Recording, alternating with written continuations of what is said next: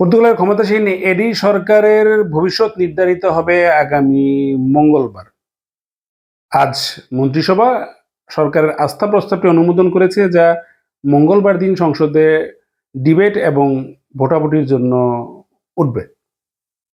পর্তুগালে বেকারত্বের হার কমেছে। গত ডিসেম্বরে 6.4% থেকে 0.2% কমে এখন এটি দাঁড়িয়েছে 6.2%, যা 2022 সালের পর দ্বিতীয় সর্বনিম্ন। এমনকি অ্যাক্টিভ জনসংখ্যা এবং কর্মী বাহিনীর সংখ্যাও বেড়েছে।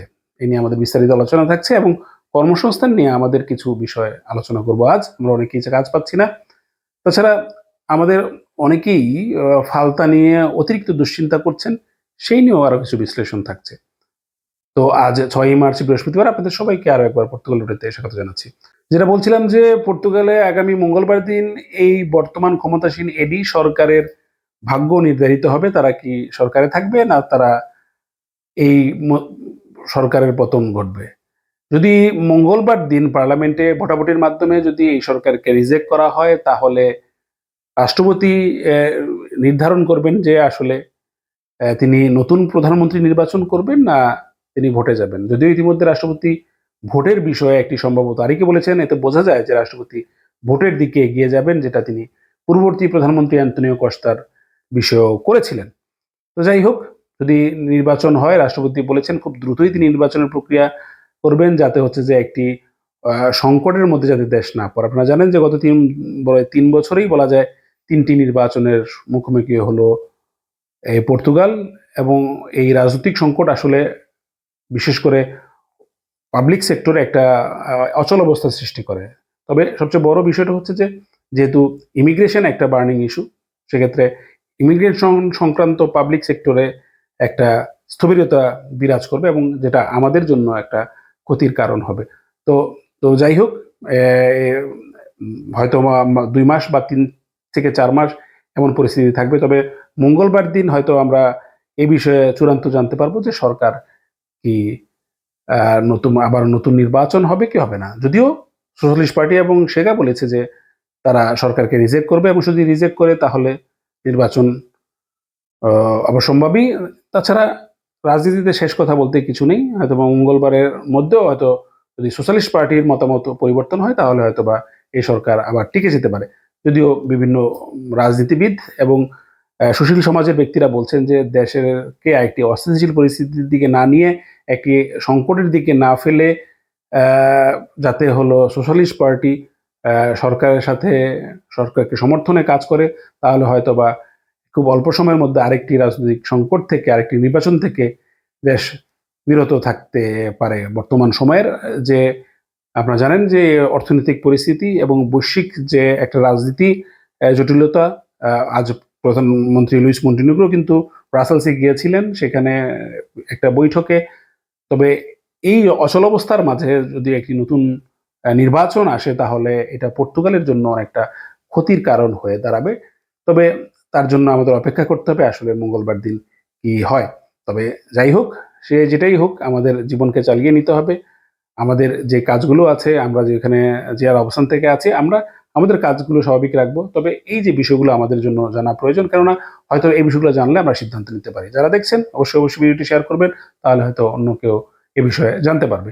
এদিকে পর্তুগালের কর্মসংস্থানের এর জন্য বলা যায় কিছুটা সুখবর, অর্থাৎ বেকারত্বের হার কমেছে। গত ডিসেম্বর থেকে জানুয়ারি মাসে বেকারত্বের হার, যেখানে গত ডিসেম্বরে ছিল 10.4%, সেই বেকারত্বের হার জানুয়ারিতে এসে ঠেকেছে 6.2%, যা গত 2022 সালের পর দ্বিতীয় সর্বনিম্ন। এটা ভালো খবর। এর সাথে সাথে যে পর্তুগালে অ্যাক্টিভ লোকের সংখ্যা বেড়েছে। 1998 সালের পর বর্তমানে প্রায় 51 লাখ কর্মজীবী রয়েছেন, যারা কর্মক্ষেত্রে যুক্ত রয়েছেন। এমনকি প্রায় অ্যাক্টিভ জনসংখ্যার সংখ্যা 55 লাখ, যা গত 27 বছরের সর্বোচ্চ সংখ্যা। নিশ্চিতভাবেই পর্তুগালের জন্য একটি গুরুত্বপূর্ণ বিষয়। এমনকি আমরা অভিবাসীরা আসার কারণেই এই বিষয়টি আসলে বলার অপেক্ষা রাখে না। এদিকে হয়তো বেকারত্বের হার কমা নিয়ে আপনারা অনেকেই প্রশ্ন তুলবেন যে আমরা অনেকে চাকরি পাচ্ছি না, আপনি বলছেন বেকারত্বের হার কমেছে। এখানে দুটো বিষয় রয়েছে। দেখুন, আপনারা যারা চাকরি পাচ্ছেন না, এদের বিরুদ্ধে আমারই একটি অভিযোগ বলা যায়। আমি বারবার আপনাদেরকে বলি যে আপনারা ভাষা শিখেন। দেখুন, আপনার যে কোনো একটা জব স্কিল লাগবে। একটা জব স্কিল থাকতে হবে, হয়তোবা আপনি একজন ভালো ওয়েটার হইতে হবে, একজন ভালো কুক হইতে হবে, বা একজন হাউসকিপার থাকতে হবে, বা একজন আপনি প্লাম্বার হন, বা যেকোনো একটা জব স্কিল লাগবে। আপনি একজন অ্যা মেকানিক হন। যেকোনো একটা জব স্কিল না থাকলে কিন্তু আপনি চাকরি পাবেন না। তারপর যদি জব স্কিলও যদি না থাকে, যদি আপনি পর্তুগিজ ভাষা জানেন তাহলেও কিন্তু আপনি চাকরি পান। অনেকে দেখা গেছে ১ থেকে ১.৫ বছর অপেক্ষা করছেন, চাকরি পান না। আমার সাথে অনেকের সাথে কথা হয়েছে। ১.৫ বছর আছেন, উনি একটা চাকরি ম্যানেজ করতে পারেননি। অল্প স্বল্প বিভিন্ন বাংলাদেশি দোকানে কাজ করেছেন। অথচ ভাষা বলতে পারেন না। মন দিয়া বোতার এই শব্দটি তিনি ঠিকমতো বলতে পারেন না। তো ১.৫ বছর যদি আপনি এই ভাষাগত একটা স্কিল আয়ত্ত করতেন, তাহলে কিন্তু আপনার এই যে এপ্রিল মাস আসতেছে, সামনে জব মার্কেট চালু হবে।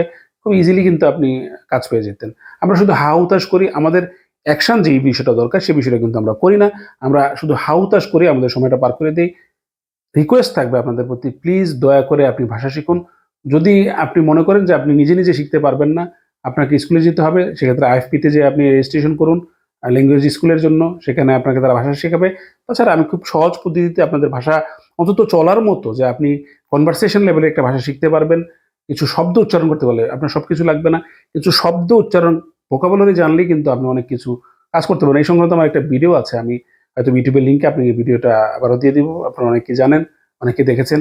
খুব সহজ পদ্ধতি। দৈনন্দিন জীবনের যে শব্দগুলো রয়েছে, শব্দগুলো শিখে আপনি পর্তুগিজ ভাষা শিখতে পারেন। প্রতিদিন বলছি, তারপর আপনারা জানেন না। যদি আপনি পর্তুগিজ ভাষা পারেন, আপনার জন্য পর্তুগালের দরজা খোলা। আপনি যেকোনো কাজ খুব সহজেই পেয়ে যাবেন এবং আপনার জীবনটা অনেক সুন্দর স্বাচ্ছন্দ্যে ভরে উঠবে। এদিকে আপনারা যারা অনেকে ফালতা পাচ্ছেন, এখন অনেক বেশি ফালতা আসছে। এই ফালতা নিয়ে কিন্তু অনেকে আবার দুশ্চিন্তাগ্রস্ত রয়েছেন। এবং দেখুন, এই ফালতাটা কেন আসছে? এই ফালতাটা আসছে, আপনি সঠিকভাবে ডকুমেন্টগুলা দিতে পারেননি। আপনার এসআইএস ছিল। তো সুতরাং আপনার অসুবিধাগুলো আপনি আইমার উপরে চাপাচ্ছেন, বা পর্তুগিজ অথরিটির উপরে। আমি বলছি না তাদের দোষ নেই। তারা আমাদেরকে দীর্ঘদিন বসিয়ে রেখেছে, দীর্ঘদিন আমাদের ফাইল দেখেনি, আমাদের এখন আবার তারা ফালতা দিচ্ছে। ইতিপূর্বে তারা সেই জিনিসগুলো প্রসেস করেনি। তো যাই হোক, যেকোনো কারণে সিস্টেমিক্যালি পুলিশ ক্লিয়ারেন্স আপনারা দিতে পারেনি, খুব স্বল্প সময় ছিল। যার যা ফালতা আছে, এই ফালতাগুলো আপনি কমপ্লিট করুন।